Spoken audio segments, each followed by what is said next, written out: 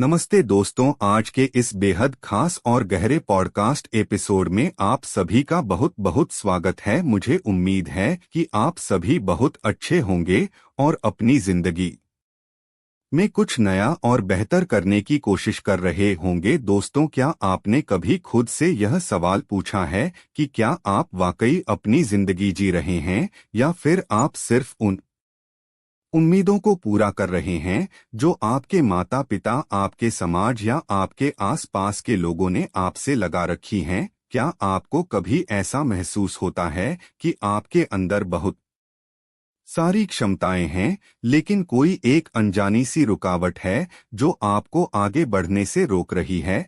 अगर आपके मन में भी कभी ऐसे सवाल आए हैं, तो आज का यह एपिसोड खास आपके लिए ही है, क्योंकि आज हम एक बेहद ही शानदार और आंखें खोल देने वाली किताब पर बात करने जा रहे हैं, जिसका नाम है व्यक्तित्व के जाल से बाहर निकलें, जिसे एक बहुत ही मशहूर मनोवैज्ञानिक ने लिखा है। यह किताब सिर्फ एक आम सेल्फ हेल्प बुक नहीं है, बल्कि यह मानव मनोविज्ञान की उन गहरी परतों को खोलती है जिन्हें हम अक्सर नजरअंदाज कर देते हैं। लेखक ने इस किताब की शुरुआत में ही एक बहुत ही दिलचस्प बात कही है कि हर इंसान महानता और सफलता के पीछे भाग रहा है, लेकिन क्या आपने कभी ध्यान दिया है कि हम खुद ही अपने अंदर कुछ ऐसे मनोवैज्ञानिक जाल बुन लेते हैं जो हमें उस महानता तक पहुंचने से रोकते हैं? लेखक अपने ही जीवन का उदाहरण देते हुए बताते हैं कि कैसे उन्होंने अनजाने में अपनी ही कई क्षमताओं को दबा दिया था, जैसे कि पैसे कमाने की इच्छा, गणित में अच्छे होने की क्षमता और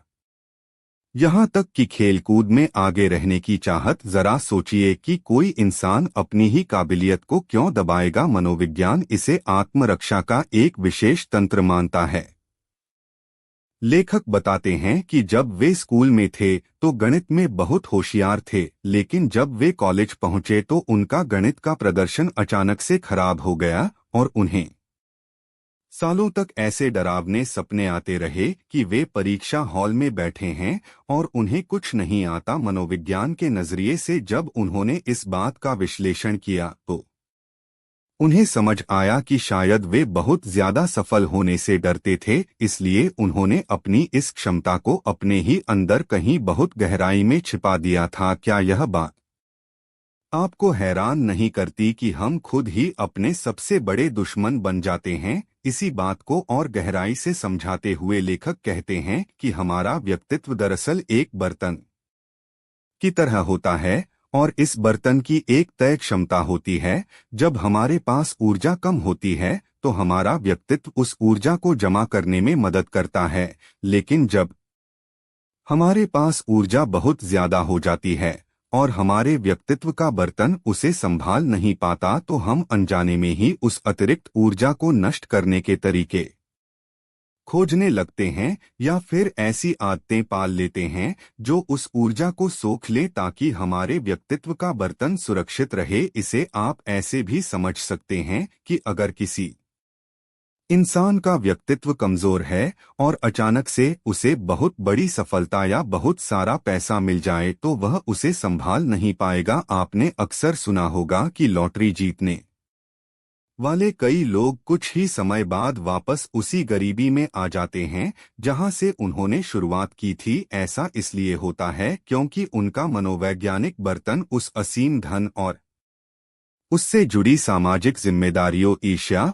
और नफरत को सहने के लिए तैयार नहीं होता। इसलिए जिंदगी के इस लंबे और कठिन सफर में सबसे जरूरी चीज यह है कि हम अपने व्यक्तित्व को एक मजबूत और स्थिर बर्तन बनाएं जो हर तरह की ऊर्जा को संभाल सके। इसके बाद लेखक आत्मा के विकास के 6 सबसे महत्वपूर्ण नियमों के बारे में बताते हैं, जिनमें से पहला नियम बहुत ही सीधा लेकिन बेहद गहरा है और वह है खुद को पहचानना या अपनी असली पहचान बनना। दोस्तों, अपनी असली पहचान बनने का मतलब क्या है? मशहूर मनोवैज्ञानिक कार्ल रोजर्स और अब्राहम मास्लो जैसे दिग्गजों ने भी इसी बात पर जोर दिया है कि इंसान की सबसे बड़ी जरूरत खुद को साबित करना और अपनी असली पहचान को पाना है। रोजर्स का मानना था कि एक इंसान का असली रूप उसके अतीत के सभी अनुभवों का निचोड़ होता है। अगर हम अपनी जिंदगी के अनुभवों में अपनी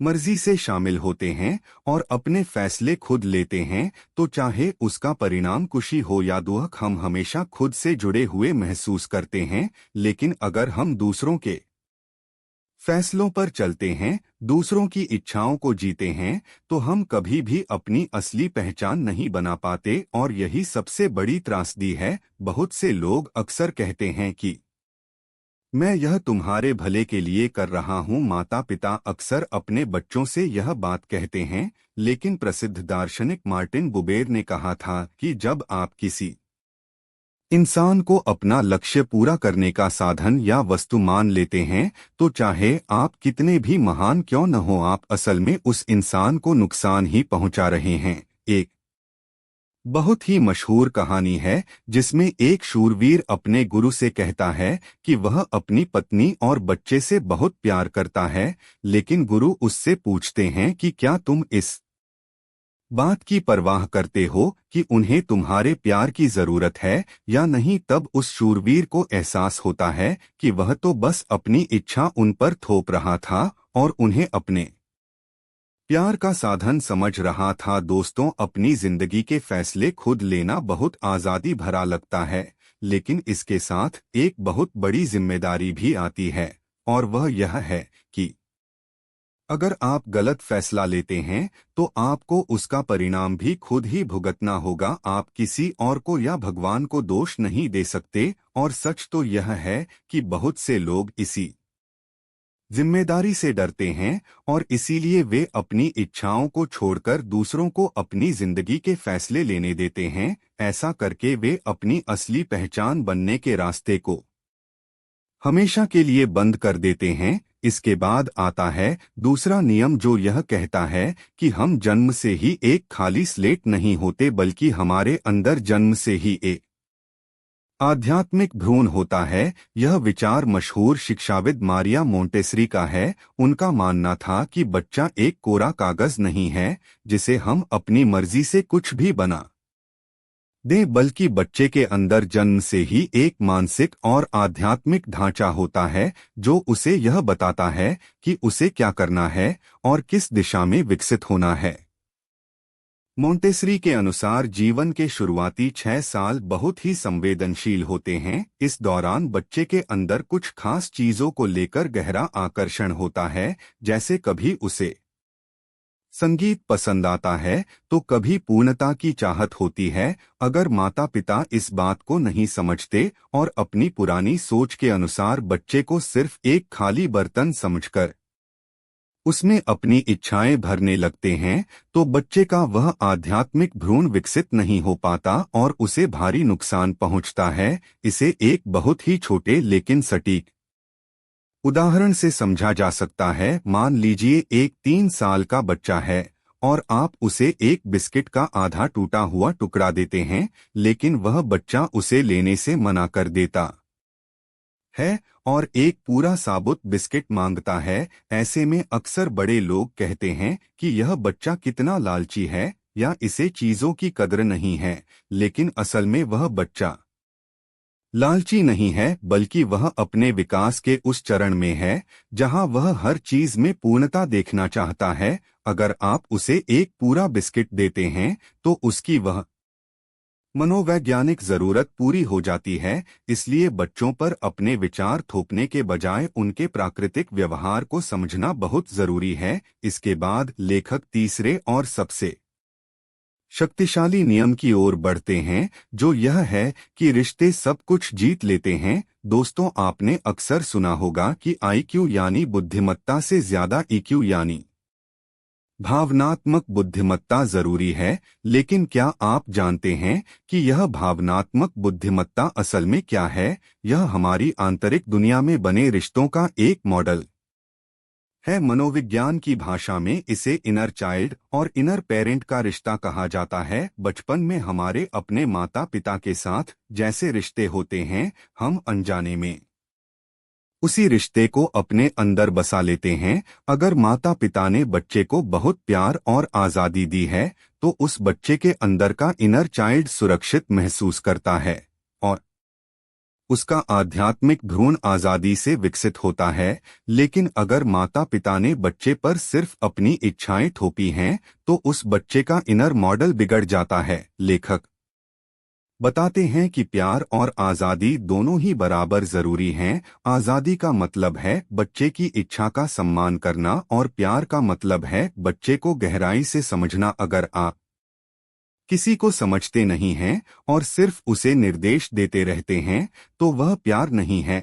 एक ऐसा व्यक्ति जिसके अंदर के रिश्ते का मॉडल बिगड़ा हुआ है वह कभी भी दूसरों के साथ अच्छे और मजबूत रिश्ते नहीं बना सकता। किताब में एक ऐसे आदमी का उदाहरण दिया गया है जो बहुत अमीर परिवार से था लेकिन वह कभी किसी से गहरा रिश्ता नहीं बना पाया। जब उसने मनोवैज्ञानिक से बात की तो पता चला कि बचपन में उसके माता पिता इतने व्यस्त थे कि उसे हमेशा नौकरों या अलग अलग रिश्तेदारों के पास छोड़ देते थे। उस बच्चे ने बचपन में ही यह सीख लिया था कि कोई भी रिश्ता स्थायी नहीं होता और हर जुड़ाव के बाद एक बहुत बड़ा दर्द मिलता है। इसलिए जब वह बड़ा हुआ तो उसने अवचेतन रूप से यह तय कर लिया कि वह कभी किसी से इतना करीब नहीं जाएगा कि उसे दोबारा वह दर्द सहना पड़े। यह कहानी हमें बताती है कि बचपन के रिश्ते हमारे भविष्य के हर रिश्ते की नींव होते हैं।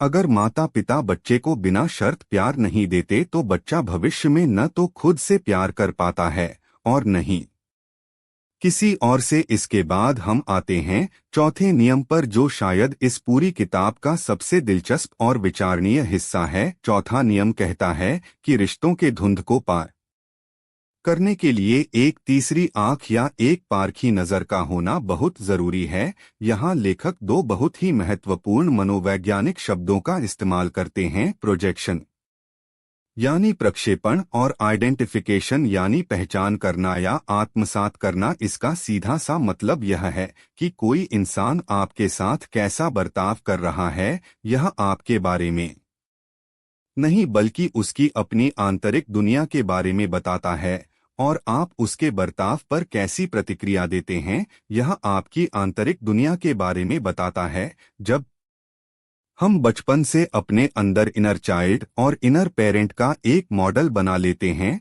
तो बड़े होकर हम उसी मॉडल को दूसरों पर थोपने लगते हैं। इसे प्रोजेक्शन कहते हैं। मान लीजिए एक व्यक्ति है जिसके बचपन में उसके माता पिता हमेशा उसकी आलोचना करते थे तो उसके अंदर एक आलोचना करने वाला इनर पेरेंट और एक हमेशा डांट खाने वाला इनर चाइल्ड बस जाता है। जब वह बड़ा होता है तो वह या तो दूसरों की बिना वजह आलोचना करता है यानी अपना इनर पेरेंट दूसरों पर प्रोजेक्ट करता है या फिर वह ऐसे लोगों को अपनी जिंदगी में ले आता है जो उसकी आलोचना करें यानी वह अपना इनर चाइल्ड दूसरों पर प्रोजेक्ट करता है। किताब में एक बहुत ही शानदार उदाहरण दिया गया है।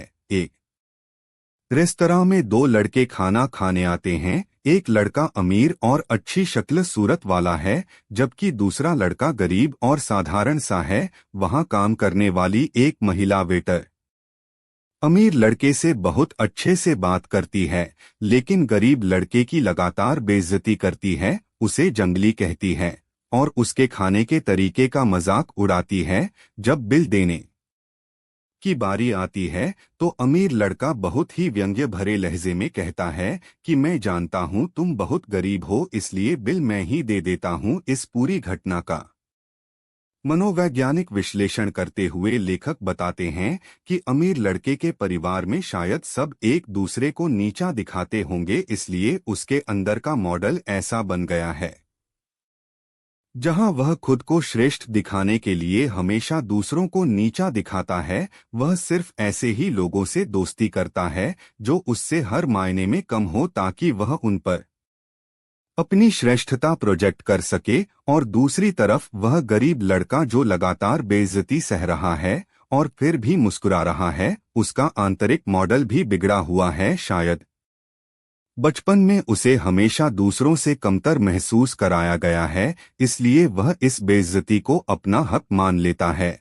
और उस अमीर लड़के के प्रोजेक्शन को आत्मसात कर लेता है, यानी आइडेंटिफाई कर लेता है। अगर उस गरीब लड़के का आंतरिक मॉडल स्वस्थ होता तो वह इस बेइज्जती का विरोध करता। इसी तरह इंटरनेट पर ट्रोलिंग का भी एक बहुत अच्छा उदाहरण दिया गया है, जहां आना नाम की एक लड़की को इंटरनेट पर लोग बहुत खरी खोटी सुनाते हैं। आना इससे बहुत परेशान हो जाती है क्योंकि उसे लगता है कि शायद सच में उसमें ही कोई कमी है, लेकिन जब मनोवैज्ञानिक उसे समझाते हैं कि वे अनजान लोग असल में अपना जहरीला इनर पेरेंट आना पर प्रोजेक्ट कर रहे हैं और आना अपने डरे हुए इनर चाइल्ड की वजह से उनकी बातों को आत्मसात कर रही है, तो आना को अचानक से सब समझ आ जाता है और अगली बार जब कोई उसे ट्रोल करता है तो वह परेशान होने के बजाय हंसने लगती है, क्योंकि अब उसके पास वह तीसरी आंख आ गई है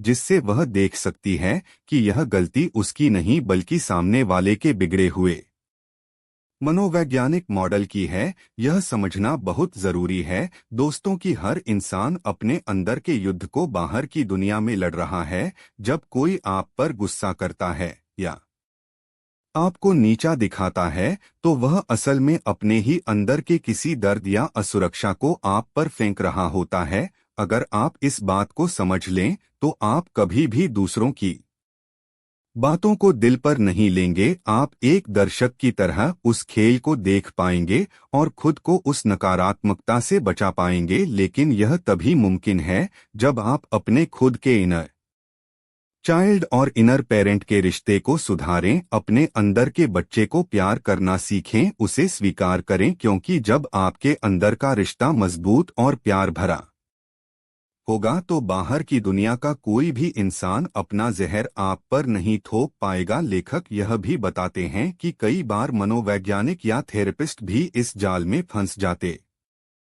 हैं। जब कोई मरीज उनके पास आता है तो वह अपना दर्द या अपनी लाचारी थेरेपिस्ट पर प्रोजेक्ट करता है, और अगर थेरेपिस्ट सावधान न हो तो वह उस लाचारी को आत्मसात कर लेता है और एक अतिरक्षक माता पिता की भूमिका निभाने लगता है, जिससे मरीज का कोई भला नहीं होता। इसके विपरीत हिटलर का एक बहुत ही खौफनाक उदाहरण दिया गया है। हिटलर के पिता उसे बहुत पीटते थे और कमजोर होने का ताना मारते थे। हिटलर के अंदर एक हिंसक पिता और एक कमजोर बच्चा बस गया था। जब वह सत्ता में आया तो उसने उस हिंसक पिता की भूमिका खुद ले ली और यहूदियों और पूरे यूरोप पर उस कमजोर बच्चे की छवि को प्रोजेक्ट कर दिया। वह उस कमजोर हिस्से से इतनी नफरत करता था कि वह उसे पूरी तरह से खत्म कर देना चाहता था। यह एक बहुत ही चरम उदाहरण है, लेकिन यह हमें बताता है कि हमारे अंदर दबे हुए रिश्ते बाहर की दुनिया में कितनी बड़ी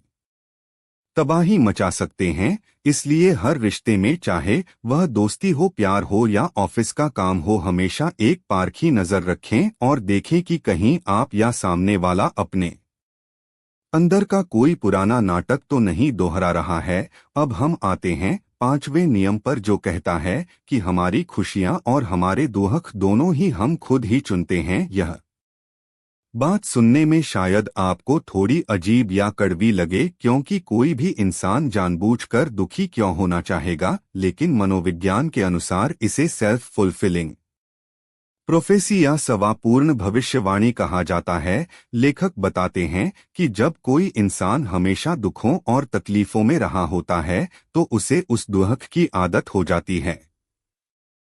दुख चाहे कितना भी बुरा क्यों न हो, वह परिचित होता है और इंसान हमेशा उस चीज की तरफ भागता है जिसे वह जानता है। जब ऐसे इंसान की जिंदगी में अचानक से खुशी या सफलता आती है तो वह घबरा जाता है, क्योंकि खुशी उसके लिए एक अनजानी चीज है। उसे डर लगता है कि यह खुशी छिन जाएगी और तब जो दर्द होगा वह बर्दाश्त से बाहर होगा। इसलिए इस नए और अनजाने दर्द से बचने के लिए वह इंसान अवचेतन रूप से कुछ ऐसा करता है जिससे वह खुशी खुद ही खत्म हो जाए और वह वापस उसी परिचित दुख में लौट जाए जहां वह सुरक्षित महसूस करता है। लेखक अपनी एक दोस्त का उदाहरण देते हैं जिसने एक ऐसी किताब पढ़ी जो उसे उसके मनोवैज्ञानिक बंधनों से आजाद कर सकती थी। उसने उस किताब में एक बहुत ही खूबसूरत और खुशहाल भविष्य देखा, लेकिन उस भविष्य को देखकर वह खुश होने के बजाय डर गई और उसने उस किताब के सुझावों को मानने से इनकार कर दिया। उसने कहा कि मुझे इसी दर्द की आदत है, मैं नहीं बदलना चाहती। यह हम में से बहुत से लोगों की कहानी है। हम बदलाव से डरते हैं, भले ही वह बदला अच्छे के लिए ही क्यों न हो। लेखक अपना खुद का एक किस्सा साझा करते हैं कि एक दिन वे बहुत खुश थे और नदी के किनारे टहल रहे थे। अचानक उन्होंने नदी में एक मालवाहक जहाज देखा जिससे बहुत सारा तेल रिस रहा था और नदी गंदी हो रही थी। उस दृश्य को देखते ही उनके मन में पहला विचार आया कि यह दुनिया बर्बाद हो चुकी है, इसका कोई इलाज नहीं है। बाद में जब उन्होंने अपने ही इस विचार का विश्लेषण किया तो वे हैरान रह गए कि कैसे एक छोटी सी घटना ने उनके अंदर की सारी नकारात्मकता को बाहर ला दिया। इसे ऑटोमेटिक थिंकिंग या स्वचालित सोच कहते हैं। अगर हमारे अवचेतन मन में यह बात बैठ गई है कि दुनिया बुरी है या हम खुशी के लायक नहीं हैं, तो हम हर अच्छी चीज में भी कुछ न कुछ बुरा ढूंढ ही लेंगे और फिर हम उसी बुरी चीज को सच साबित करने में अपनी पूरी ताकत लगा देंगे। यही वजह है कि जिनका बचपन दुख में बीतता है वे अनजाने में ही बड़े होकर भी ऐसे ही हालात या ऐसे ही पार्टनर चुनते हैं जो उन्हें वही पुराना दुख दे सकें, ताकि उनकी यह आंतरिक भविष्यवाणी सच साबित हो सके कि मैं तो इसी लायक हूँ। लेकिन दोस्तों, सबसे जरूरी बात यह है कि जब हम एक बार इस चक्र को समझ लेते हैं, इस मनोवैज्ञानिक जाल को देख लेते हैं, तो हम इसे तोड़ भी सकते हैं। हमें यह स्वीकार करना होगा कि हम अपने दुखों के सिर्फ शिकार नहीं हैं, बल्कि कहीं न कहीं हम खुद भी उस दुख को बनाए रखने में अपना योगदान दे रहे हैं। जब आप अपनी इस स्वचालित सोच को पकड़ना सीख जाते हैं, जब आप यह समझ जाते हैं कि आपका डर असल में खुशी के खो जाने का डर है, दुख का नहीं, तो आप धीरे धीरे उस जाल से बाहर निकलने लगते हैं। आप अपने आप को यह अनुमति देने लगते हैं कि हाँ, मैं भी खुशी का हकदार हूँ और मैं इस अनजाने लेकिन खूबसूरत रास्ते पर चलने के लिए तैयार हूँ। तो दोस्तों, इस पूरी चर्चा का सार यह है कि हमारी जिंदगी हमारे ही अंदर चल रहे विचारों और रिश्तों का एक आईना है। अगर हम बाहर की दुनिया को बदलना चाहते हैं तो हमें सबसे पहले अपने अंदर की दुनिया को समझना और उसे ठीक करना होगा। अपने उस छोटे से डरे हुए इनर चाइल्ड को गले लगाना होगा, उसे यह बताना होगा कि अब वह सुरक्षित है, और उस आलोचक इनर पेरेंट को शांत करना होगा। हमें दूसरों के फेंके हुए प्रोजेक्शन को पहचानने के लिए वह तीसरी आंख खोलनी होगी और सबसे बढ़कर अपने दुखों से चिपके रहने की आदत को छोड़कर खुशियों को आजादी से अपनी जिंदगी में आने देना होगा। यह सफर आसान नहीं है, इसमें समय लगता है, दर्द भी होता है, लेकिन जब आप इस व्यक्तित्व के जाल से बाहर निकलते हैं तो जो आजादी और जो असली पहचान आपको मिलती है उसकी कोई कीमत नहीं होती। मुझे पूरी उम्मीद है कि आज के इस एपिसोड ने आपको अपने ही मन के कुछ अनसुलझे सवालों के जवाब दिए होंगे और आपको खुद को एक नए नजरिए से देखने पर मजबूर किया होगा। आप इस बारे में क्या सोचते हैं, और क्या आपने भी कभी अपनी जिंदगी में ऐसे किसी मनोवैज्ञानिक जाल को महसूस किया है? इस बारे में विचार जरूर कीजिएगा। आज के लिए बस इतना ही। अपना और अपने मानसिक स्वास्थ्य का बहुत बहुत ख्याल रखिएगा। हम फिर मिलेंगे एक नए एपिसोड में एक नए और गहरे विषय के साथ। तब तक के लिए सुनते रहिए और आगे बढ़ते रहिए। नमस्ते।